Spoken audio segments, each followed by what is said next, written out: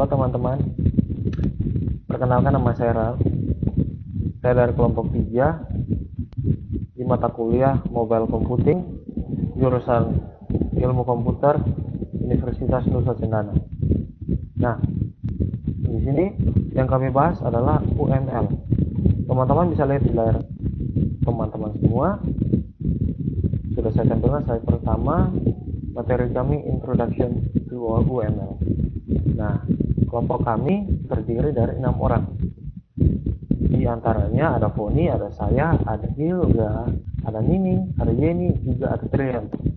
Nah, kami punya bagian-bagian tersendiri yang akan menjelaskan kepada teman-teman semua secara detail mengenai UML. Dan harapan kami, teman-teman semua bisa mengerti apa yang kami jelaskan mengenai UML itu.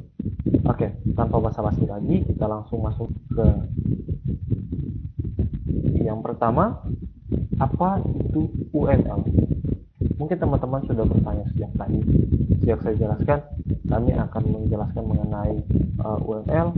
Pasti di pikiran teman-teman, UML. Apa itu UML? Kepanjangannya dari UML apa? Nah, oke. Di sini kepanjangan UML adalah Unified Modeling Language. Teman-teman bisa lihat, U-nya Unified, R-nya Modeling, juga L-nya Language. Nah, di sini saya akan menjelaskan lebih detail lagi apa itu UML, fungsinya, tujuannya untuk apa. Nah, oke. UML itu merupakan suatu bahasa yang sudah menjadi standar dalam visualisasi, perancangan, dan juga pendokumentasian sebuah sistem software. Nah, UML juga sudah menjadi bahasa yang standar dalam penulisan blueprint software. Nah, lanjut. UML sudah menyediakan notasi-notasi yang membantu memodelkan sistem dari berbagai perspektif. UML juga tidak hanya digunakan dalam pemodelan perangkat lunak, tapi di semua bidang yang membutuhkan pemodelan. Nah, tujuannya apa? Fungsinya apa penggunaan UML ini? Nah, ada 3 hal. Teman-teman bisa lihat. Yang pertama, UML ini memberikan bahasa pemodelan visual kepada pengguna dari berbagai macam pemrograman maupun proses rekayasa. Yang kedua, UML juga berguna sebagai blueprint karena sangat lengkap dan juga sangat detail dalam perancangannya yang nantinya akan mempermudah kita untuk mengetahui informasi yang lebih detail mengenai coding suatu program. Nah, yang ketiga, yang terakhir, UML juga memodelkan sistem yang berkonsep orientasi pada objek. Jadi tidak hanya digunakan untuk memodelkan perangkat lunak atau software saja. Nah, kemudian bagaimana kita bisa menguasai UML itu sendiri? Ada 2 hal yang perlu kita perhatikan. Yang pertama, kita harus menguasai cara pembuatan diagram UML.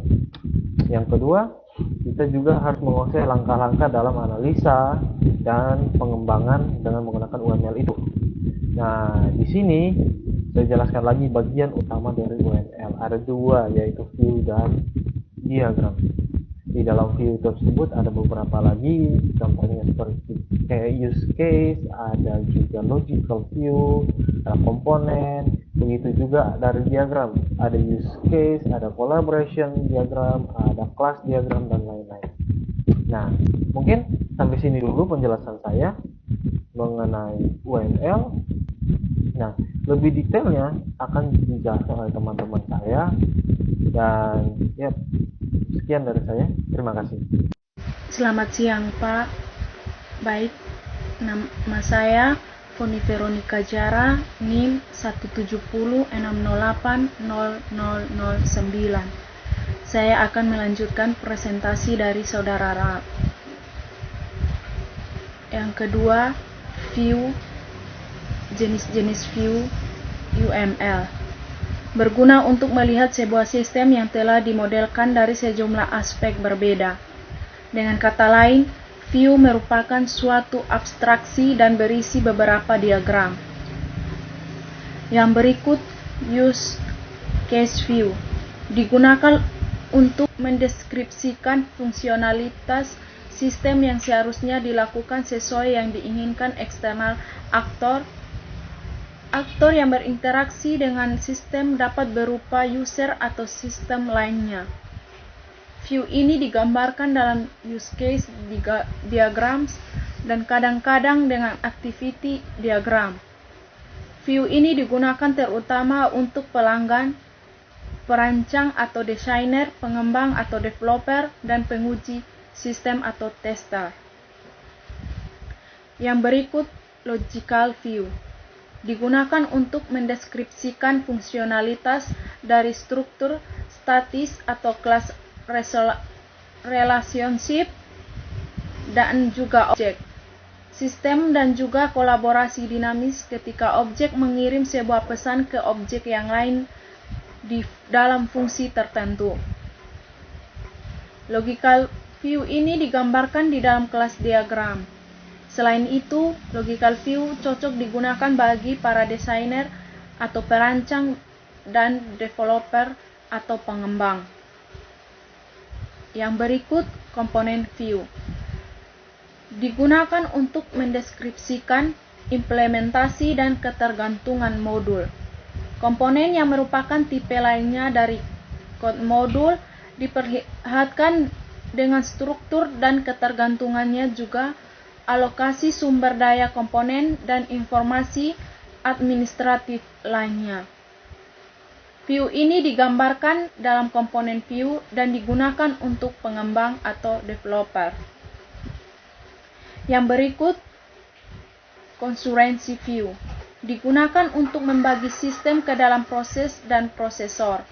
View ini digambarkan dalam diagram dinamis atau state, squads, collaboration, dan activity diagrams, dan diagram implementasi atau komponen atau deployment diagram, serta digunakan untuk pengembang atau developer, pengintegrasi atau integrator, dan penguji atau tester. Yang berikut deployment view. Digunakan untuk mendeskripsikan fisik dari sistem seperti komputer dan perangkat atau node, dan bagaimana hubungannya dengan lainnya.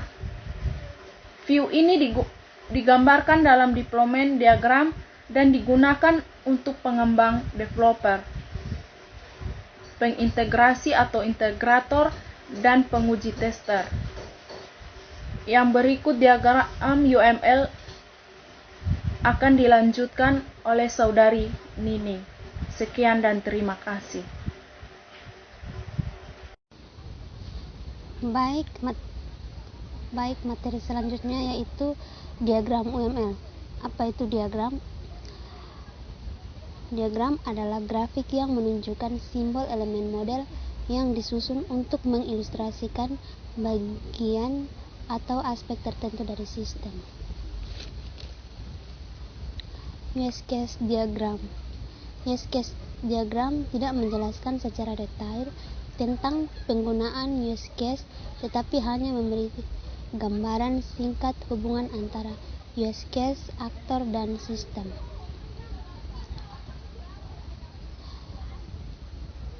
Ada beberapa relasi yang terdapat pada use case diagram, yaitu seperti berikut. Contoh use case diagram.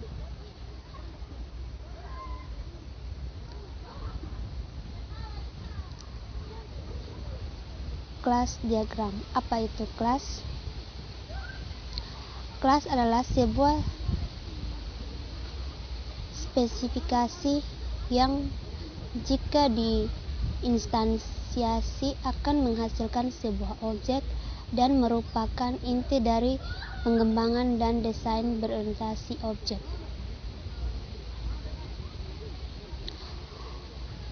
Kelas diagram memiliki 3 area pokok: atribut dan metode dapat memiliki beberapa sifat kelas diagram. Perkenalkan, nama saya Hilga Gisela Taus, dengan NIM 170608020.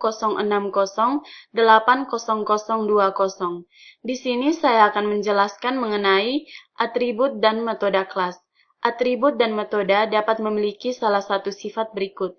Yang pertama, privat, yaitu tidak dapat dipanggil dari luar kelas yang bersangkutan.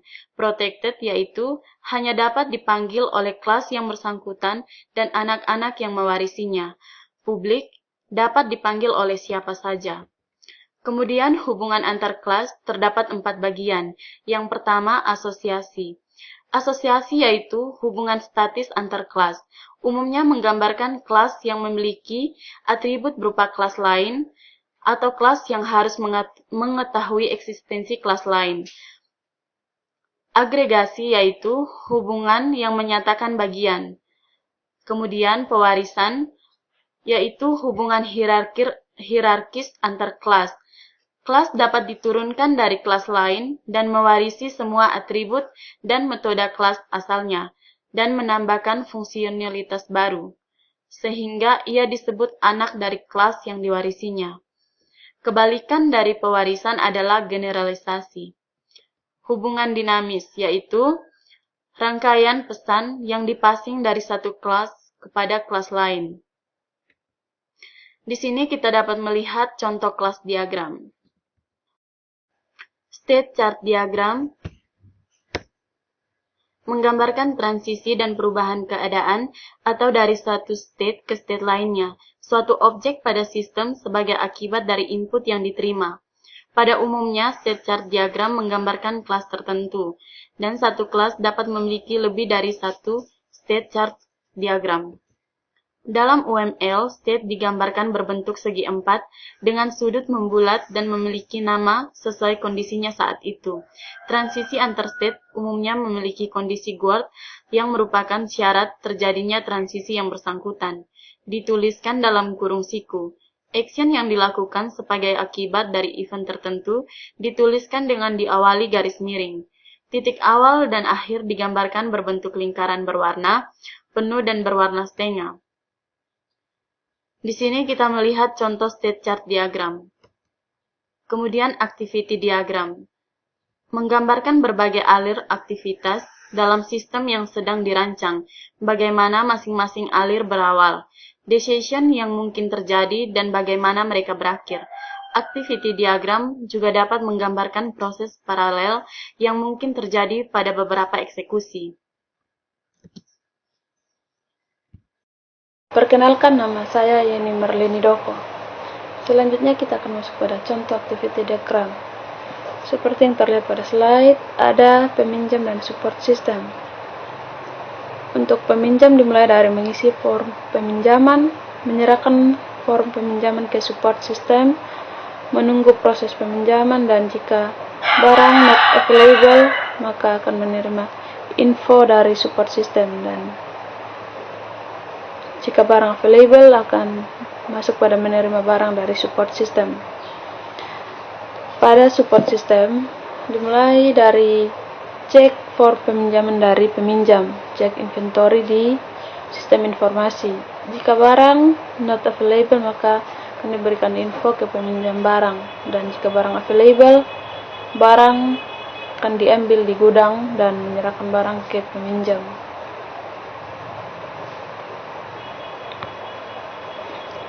Selanjutnya, sekuensi diagram. Sekuensi diagram menggambarkan kolaborasi dinamis antara sejumlah objek. Digunakannya untuk menunjukkan rangkaian pesan yang dikirim antara objek, juga interaksi antara objek. Sesuatu yang terjadi pada titik tertentu dalam eksekusi sistem. Sekuensi diagram biasa digunakan untuk menggambarkan skenario atau rangkaian langkah-langkah yang dilakukan sebagai respons dari sebuah event untuk menghasilkan output tertentu. Diawali dari apa yang men-trigger aktivitas tersebut, proses dan perubahan apa saja yang terjadi secara internal, dan output apa yang dihasilkan. Selanjutnya, komponen sekuensi diagram. Ada beberapa komponen di dalamnya, yaitu ada yang pertama objek. Objek adalah komponen berbentuk kotak yang mewakili sebuah kelas atau objek. Mereka mendemonstrasikan bagaimana sebuah objek berperilaku pada sebuah sistem. Yang kedua ada activation boxes, adalah komponen yang berbentuk persegi panjang yang menggambarkan waktu yang diperlukan sebuah objek untuk menyelesaikan tugas. Lebih lama waktu yang diperlukan, maka activation boxes akan lebih panjang. Yang ketiga ada actors. Actors adalah komponen yang berbentuk stick figure, komponen yang mewakili seorang pengguna yang berinteraksi dengan sistem. Yang keempat ada lifeline. Lifeline adalah komponen yang berbentuk garis putus-putus. Lifeline biasanya memuat kotak yang berisi nama dari sebuah objek yang berfungsi untuk menggambarkan aktivitas dari objek. Ini adalah contoh sekuensi diagramnya yang sangat jelas.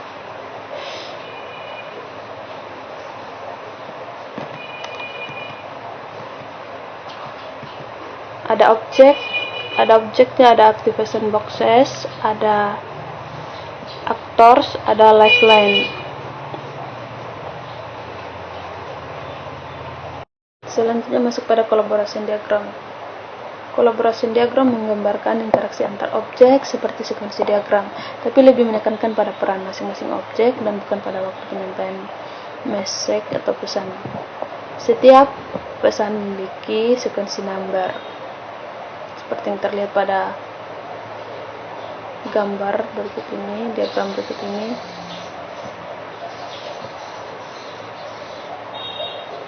Di mana pesan dari level tertinggi memiliki nomor 1. Pesan-pesan dari level yang sama memiliki prefix yang sama. Halo semuanya, perkenalkan, nama saya Trianto. Saya adalah salah satu peserta dari Permata Sakti yang berasal dari UPN Veteran Jakarta. NIM saya adalah 18105111074. Selanjutnya saya akan menjelaskan tentang komponen diagram. Komponen diagram merupakan diagram yang menggambarkan struktur fisik kode dari komponen. Komponen dapat berupa sebuah shortcode, komponen biner, atau executable komponen. Sebuah komponen berisi informasi tentang logic class atau kelas yang diimplementasikan sehingga membuat pemetaan dari logical view ke komponen view. Komponen dapat juga berupa sebuah interface, yaitu kumpulan layanan yang disediakan sebuah komponen untuk komponen lain. Selanjutnya ada tujuan kenapa kita menggunakan komponen diagram. Yang pertama itu memvisualisasikan komponen dari sebuah sistem. Kedua, membangun file-file yang dapat dieksekusi dengan menggunakan teknik forward dan reverse engineering. Ketiga, menjelaskan organisasi dan hubungan dari komponen. Berikut adalah contoh dari komponen diagram dari sebuah web service yang terdiri dari beberapa komponen seperti firewall, web service, logic, dan database. Selanjutnya ada deployment diagram. Deployment diagram ini merupakan diagram yang mendeskripsikan arsitektur fisik perangkat lunak, sebuah sistem, dan perangkat keras. Selain itu, diagram ini juga memperlihatkan hubungan antara komponen dan perangkat atau node, serta jenis hubungannya. Di dalam node, executable komponen dan objek yang dialokasikan untuk memperlihatkan unit perangkat lunak yang dieksekusi oleh node tertentu dan ketergantungan komponen. Jadi, deployment diagram ini digunakan untuk memvisualisasikan hubungan antara sebuah software dan sebuah hardware dari sistem. Selanjutnya ada contoh dari deployment diagram. Sebuah node adalah server, workstation, atau peranti keras lain yang digunakan untuk mendeploy komponen dalam lingkungan sebenarnya. Hubungan antar node dalam hal ini adalah TCP/IP dan requirement dapat juga didefinisikan dalam diagram. Seperti yang terlihat dari gambar di samping, di sini terdapat dua node, yaitu dua peranti keras. Yang pertama adalah main server, yang kedua adalah workstation yang dihubungkan oleh protokol TCP/IP. Sekian yang kelompok kami dapat sampaikan, kurang lebihnya mohon maaf. Assalamualaikum warahmatullahi wabarakatuh.